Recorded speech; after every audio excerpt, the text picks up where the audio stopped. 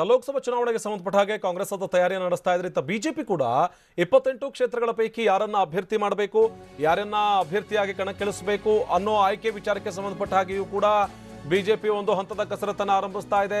ಇದೇ ವಿಚಾರವನ್ನ ಇಟ್ಕೊಂಡು ದೆಹಲಿಗೆ ಬಿಜೆಪಿ ರಾಜ್ಯಾಧ್ಯಕ್ಷ ಯಡಿಯೂರಪ್ಪ ಅವರು ಕೂಡ ತೆರಳುತ್ತಾ ಇದ್ದಾರೆ. ಬಿಜೆಪಿ ಅಭ್ಯರ್ಥಿಗಳ ಆಯ್ಕೆಯ ಬಗ್ಗೆ ಅಮಿತ್ ಶಾ ಅವರ ಜೊತೆಗೆ ಚರ್ಚೆಯನ್ನ ಮಾಡೋದಕ್ಕೆ ತೆರಳುತ್ತಾ ಇದ್ದಾರೆ.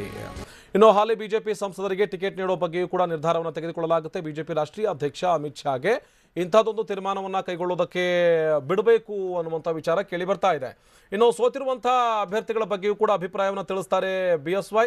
ಅಮಿತ್ ಶಾಗೆ ಅಭಿಪ್ರಾಯವನ್ನ ತಿಳಿಸ್ತಾರೆ ಯಡಿಯೂರಪ್ಪ. ಈಗಾಗಲೇ 28 ಕ್ಷೇತ್ರಗಳ ಬಗ್ಗೆ ಲಿಖಿತ ಅಭಿಪ್ರಾಯವನ್ನ ಸಲ್ಲಿಕೆ ಮಾಡಲಾಗಿದೆ. ಅಮಿತ್ ಶಾಗೆ ಅಭಿಪ್ರಾಯವನ್ನ ಸಲ್ಲಿಸಿದ್ದಾರೆ ಯಡಿಯೂರಪ್ಪ. ಇವೆಲ್ಲ ವಿಚಾರವನ್ನು ಇಟ್ಕೊಂಡು ನಾಳೆ ದೆಹಲಿಗೆ ಯಡಿಯೂರಪ್ಪ ತೆರಳುತ್ತಾರೆ. ಅಲ್ಲಿ 28 ಲೋಕಸಭಾ ಕ್ಷೇತ್ರಗಳಿಗೆ ಯಾರನ್ನ ಅಭ್ಯರ್ಥಿಯಾಗಿ ಆಯ್ಕೆ ಮಾಡಬೇಕು, ಹಾಲಿ ಇರುವಂಥ ಸಂಸದರಿಗೆ ಟಿಕೆಟ್ ಕೊಡಬೇಕಾ ಬೇಡವಾ, ಅಥವಾ ಸೋತಿರುವಂಥ ಅಭ್ಯರ್ಥಿಗಳಿಗೆ ಯಾವ ರೀತಿಯಾದಂಥ ಮಾನದಂಡ, ಇಂಥ ಒಂದಷ್ಟು ವಿಚಾರವನ್ನು ಇಟ್ಕೊಂಡು ಈಗಾಗಲೇ ಲಿಖಿತವಾದಂಥ ಅಭಿಪ್ರಾಯವನ್ನು ತಿಳಿಸಿದ್ದಾರೆ. ಆ ಮೂಲಕ ಅಮಿತ್ ಶಾ ಅವರಿಗೆ ಒಂದು ಡಿಸಿಷನ್ ಮೇಕಿಂಗ್ ಅನ್ನು ಬಿಡುವಂಥ ಸಾಧ್ಯತೆ ಇದೆ. ಹಾಲಿ ಸಂಸದರಿಗೆ ಟಿಕೆಟ್ ಕೊಡಬೇಕೋ ಬೇಡವೋ ಅನ್ನುವಂಥ ಜವಾಬ್ದಾರಿನ ಅವರಿಗೆ ಕೂಡ ನೀಡಲಾಗ್ತಾ ಇದೆ. ಇದೇ ವಿಚಾರವನ್ನು ಇಟ್ಕೊಂಡು ನಾಳೆ ದೆಹಲಿಗೆ ತೆರಳಿ ಅಲ್ಲಿ ಒಂದು ಸುತ್ತಿನ ಮಾತುಕತೆಯನ್ನು ಯಡಿಯೂರಪ್ಪ ನಡೆಸೋರಿದ್ದಾರೆ.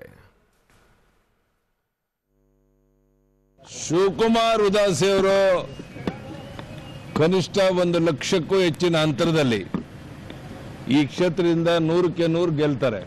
ಇವತ್ತು ಸರಿಯಾದ ಎದುರಾಳಿನೂ ಇಲ್ಲ ಅವರಿಗೆ. ಯಾವುದು ಶ್ರೀರಾಮುಲು ಕೇಳಿದೆ ನಾವೇನು ತೀರ್ಮಾನ ತಗೊಳ್ಳೋದಿಲ್ಲ.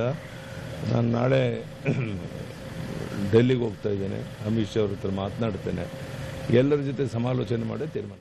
ಶಿವಕುಮಾರ್ ಉದಾಸಿ ಅವರು ಕನಿಷ್ಠ 1 ಲಕ್ಷಕ್ಕೂ ಹೆಚ್ಚಿನ